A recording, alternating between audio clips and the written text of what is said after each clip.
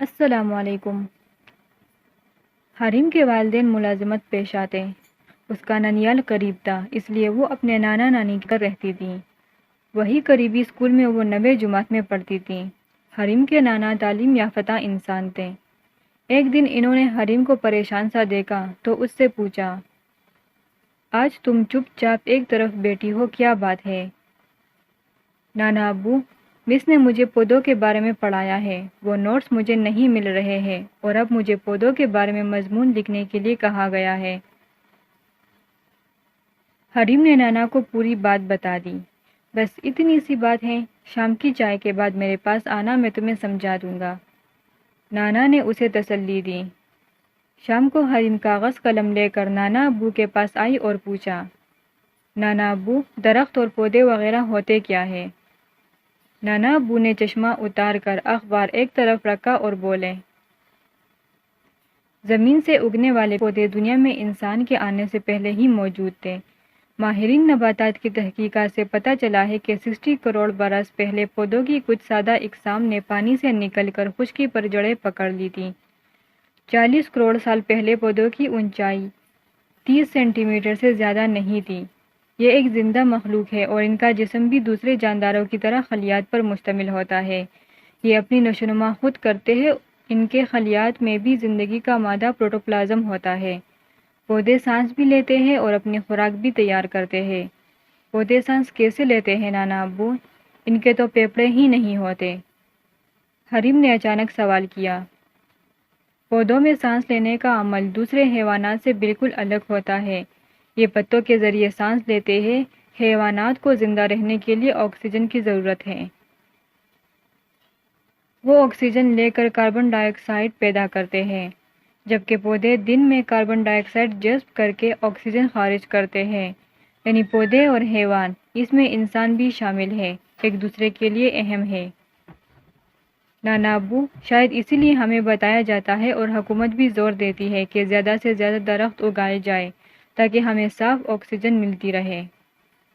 نانا ابو نے کہا، ہاں، اور یہ آکسیجن لے کر ہم جو کاربن ڈائی آکسائیڈ اپنے پھیپھڑوں سے خارج کرتے ہیں، درخت اسے جذب کر لیتے ہیں۔ ایک ننھے سے بیج سے اتنا بڑا پودا کیسے بن جاتا ہے نانا ابو؟ کتنی حیرت کی بات ہے نا؟ حریم نے حیران ہو کر پوچھا۔ یہ اللہ کی قدرت ہے بیٹی۔ ایک بیج سے پیڑ پودوں کی زندگی کا آغاز ہوتا ہے، لیکن یہ بیج اس وقت تک بیکار ہے جب تک اسے مناسب مقدار میں پانی اور حسب ضرورت سورج سے حرارت نہ ملے۔ اس کے علاوہ بیج کی نمو عام طور پر تاریکی میں بہتر طور پر ہوتی ہے۔ بیج اپنی محسوس درجہ حرارت سے پھوٹتے ہیں۔ یہی وجہ ہے کہ موسم سرما اور موسم گرما کی فصلیں، پھل، سبزیاں وغیرہ الگ ہوتی ہے۔ نانا ابو، ایک بار مس نے بتایا تھا کہ پیڑ پودے ماحول کو صاف رکھتے ہیں، یعنی آلودگی سے بچاتے ہیں۔ حریم نے بتایا، ہاں، آج کے دور میں انسان آلودگی کے خوف سے پریشان ہے۔ یہ عالمی مسئلہ ہے، لیکن انسان کا اپنا پیدا کردہ ہے۔ لکڑی اور رہائشی جگہ حاصل کرنے کے لیے تیزی سے جنگلات کاٹے جا رہے ہیں۔ اس لیے فضا میں آکسیجن کی کمی کی وجہ سے کاربن ڈائی آکسائیڈ کی مقدار بڑھ رہی ہے، جس سے فضائی توازن بگڑ رہا ہے۔ درخت جس عمل سے اپنی خوراک تیار کرتے اور آکسیجن پیدا کرتے ہیں، اسے ضیائی تالیف، فوٹوسینتھیسس کہا جاتا ہے۔ ضیائی تالیف کا مطلب سورج کی روشنی کو خوراک میں تبدیل کرنا ہے، اور یہ کام صرف پیڑ پودے ہی کر سکتے ہیں۔ اس عمل کے لیے 4 چیزوں کی ضرورت ہوتی ہے، یعنی پانی، کاربن ڈائی آکسائیڈ، سورج کی روشنی اور پیڑوں میں پایا جانے والا سبزینہ۔ ان کے نمایاں سبز رنگ کی وجہ سے اسے یہ نام دیا گیا ہے، جسے کلوروفل بھی کہا جاتا ہے۔ نانا ابو، کچھ ایسی باتیں بھی تو بتائیں جو کچھ انوکھی سی ہوں۔ نانا ابو بولے، ارے ہاں، پودوں سے متعلق دلچسپ اور حیرت انگیز باتیں بتانا تو بھول ہی گیا۔ مزے کی بات یہ ہے کہ پیڑ پودے ماحول کے درجہ حرارت کو محسوس کر کے رد عمل بھی ظاہر کرتے ہیں، موسم کو خوب پہچانتے ہیں۔ صحرا میں پانی کی کمی ہوتی ہے، اس لیے کچھ پودے پانی کو جذب کر کے ذخیرہ کر لیتے ہیں۔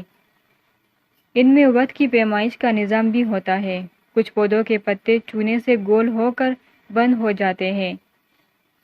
کچھ پودے اپنے اوپر بیٹھنے والے کیڑے مکوڑوں کو پکڑ کر کہا جاتے ہیں۔ دنیا بھر میں درختوں کی تقریباً 40,000 قسمیں پائی جاتی ہیں۔ حریم نے پوچھا، دنیا میں کچھ ایسے درخت بھی ہوں گے جو عجیب دلچسپ ہونے کی وجہ سے مشہور ہو؟ نانا ابو نے بتایا، ایک مشہور درخت آسٹریلیا کا یوکلپٹس ہے جس کی اونچائی 114 میٹر ہے، یعنی 38 منزلہ عمارت کے برابر۔ اس کے علاوہ امریکی ریاست کیلیفورنیا میں ایک درخت کا تنا اس قدر چوڑا ہے کہ اسے تراش کر درمیان سے ایک سڑک گزاری جا سکتی ہے۔ ایک اور امریکی ریاست ایریزونا میں قدیم ترین نوکیلی پتوں والا صنوبر کا درخت ہے جو 4,600 سال پرانا ہے۔ قطب جنوبی میں پائے جانے والے لیچن نامی درختوں کی عمر 10,000 سال کے قریب ہے۔ حریم نے کہا، نانا ابو، آپ نے میرا یہ اہم مسئلہ حل کر دیا ہے۔ میں نے یہ ساری باتیں لکھ لی ہے، لگتا ہے اسکول میں میرا مضمون مس کو ضرور پسند آئے گا۔ شکریہ۔ نانا ابو نے اخبار پڑھنے کے لیے چشمہ لگاتے ہوئے کہا، ضرور ضرور انشاءاللہ۔ مزید ویڈیوز دیکھنے کے لیے ہمارا چینل سبسکرائب کریں۔